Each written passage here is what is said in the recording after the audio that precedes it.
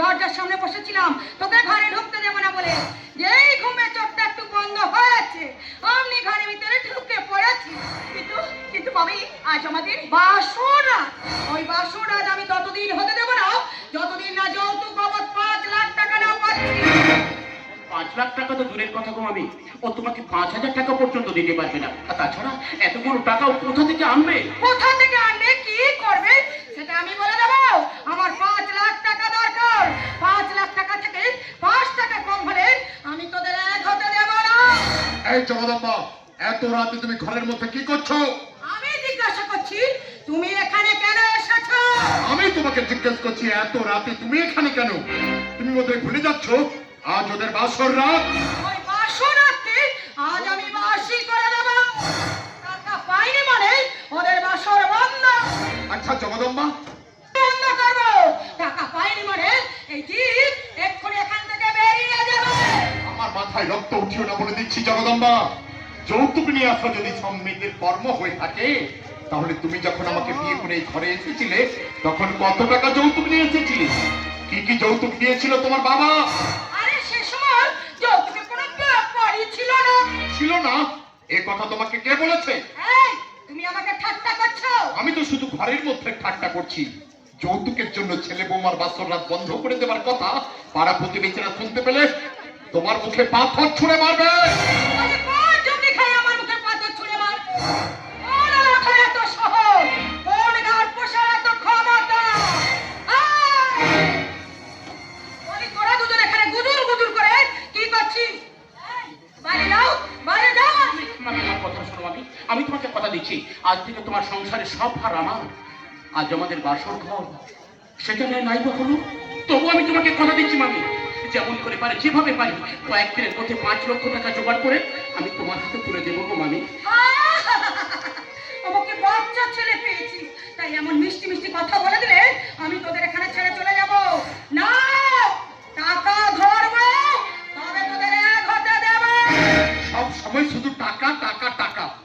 আচ্ছা 5 লক্ষ টাকা একসঙ্গে কোনোদিন তুমি ধরেছিলে? না তোমার বাবার ঘরে 5 লক্ষ টাকা একসঙ্গে কেউ গুনেছিল?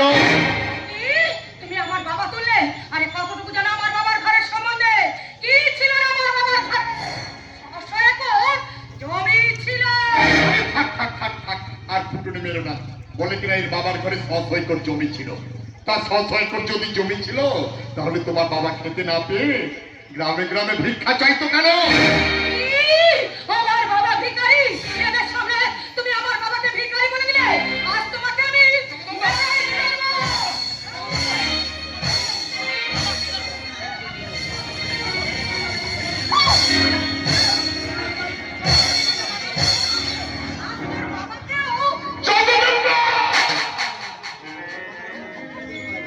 কি?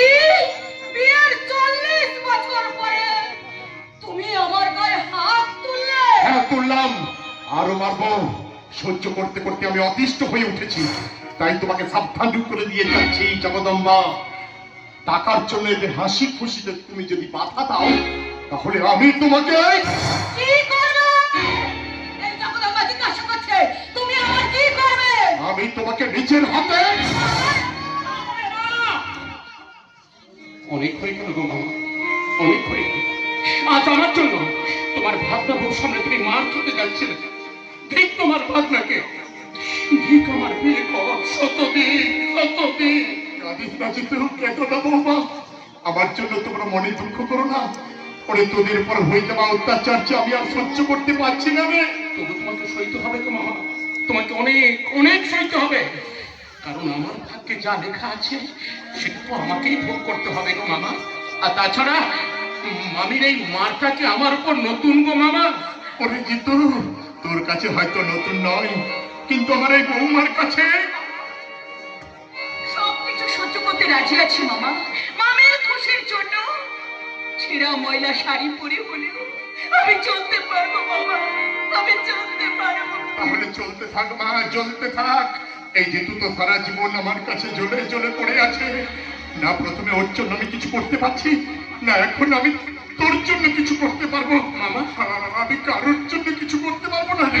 মামা, আমি কারোর জন্য কিচ্ছু করতে পারবো না। মামা আমার কথা শুনে যাও মামা, তুমি চলে যাও না গো মামা, আমার কথাটা শুনে যাও না গো। এই, তোর মামা তো চলে গেল, তুই এখানে দাঁড়িয়ে আছিস কেন? আরে বাইরে যাবে, বাইরে যা। মামি আমার কথা শোনো মামি, টাকার জন্য আমাদের আলাদা করে দেওয়ার কথা শুনলে পাড়ার মানুষ যে খেপে উঠবে গো মামি। আমার জন্য নয় মামি, আমার জন্য নয়, অন্তত তোমার মান সম্মানের কথা ভেবে আমাদেরকে একসঙ্গে থাকতে দাও না গো মামি। আরে হাট! আমার মান সম্মানের কথা তোকে ভাবতে হবে না। আমার শুধু টাকা দরকার, টাকা। মামি, আয়, আয়, আয়। হাতে ধরে বলছি আয়, গো আয়, মামি। বলছি। আমি তো আয়, টাকা আয়। ধরে বলছি। এই, হাঁটিয়ে দেবো। ওরে, ওরে। আরে, আয় বলছি। জিতু!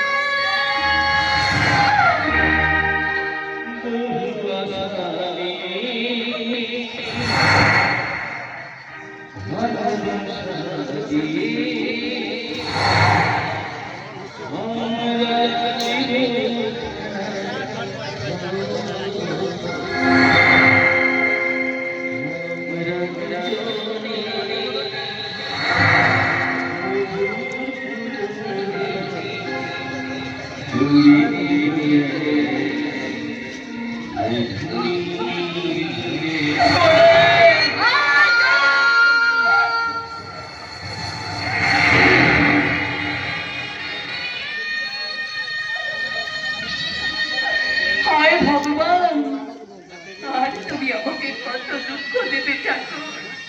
বাবা মায়ের ঘর থেকে দুঃখ, শেষে শ্বশুর ঘরে বাসর রাতে স্বামীর কাছ থেকে আলাদা হওয়ার দুঃখ। না কোয়েল না, আজ থেকে তোমার সব দুঃখ এখানে শেষ হয়ে গেল। আজ থেকে তোমার জীবনে শুধু খুশি খুশি আর খুশি। এই জগন্নাথ, কেন তুমি ভুলে যাচ্ছ আজ আমার বাসর রাত। ভুলিনি, এটা হচ্ছে তোমার বাসর ঘর। এই ঘরের মধ্যে আমি ঢুকে এসেছি, বলেও আমি আমার নিজের ইচ্ছায় আসিনি। জগন্নাথ? হ্যাঁ, তুমি নিশ্চয়ই এখানে এসে বুঝতে পারছো যে এই ঘরের আসল মালিক কে। আমার মা। ও মা জগদম্বা আমাকে এখানে পাঠিয়েছে, আমাকে আদর করে বলেছে, যা জগন্নাথ যা, আজ রাতটা তুই কোয়েলের সঙ্গে কাটাবি, যা। আরে তোমার বাপ বুদ্ধি নয়, আর আমি আমি দ্রৌপদী নই যে তার কথায় আমি তোমার স্ত্রী হয়ে যাব, তার কথায় আমি তোমার সঙ্গে রাত কাটাবো। তাহলে আজকে বাসর রাতটা তোমার বেকার হয়ে যাবে। হয়ে যাক, তবু তোমার সঙ্গে নয়, কারণ মাটির মানুষ হয়ে আকাশের চাঁদ ধরার চেষ্টা করবে না, তাহলে তুমি অপদস্থ হবে, অপদস্থ। কত আর অপদস্থ করবে? সেদিন তো মেরে মেরে আমাকে তাড়িয়ে দিয়েছিলে, সে কথা কি আমি ভুলে গেছি? ভুলিনি ভুলিনি, একটা একটা করে আমি সব মনে রেখেছি।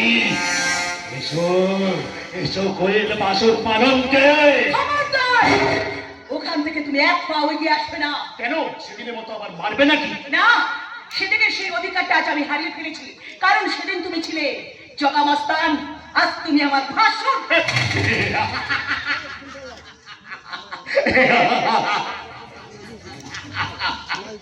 বলেও সেই ভাসুর ভাতৃবন্ধু থেকে আজ আমরা হয়ে যাব স্বামী স্ত্রী।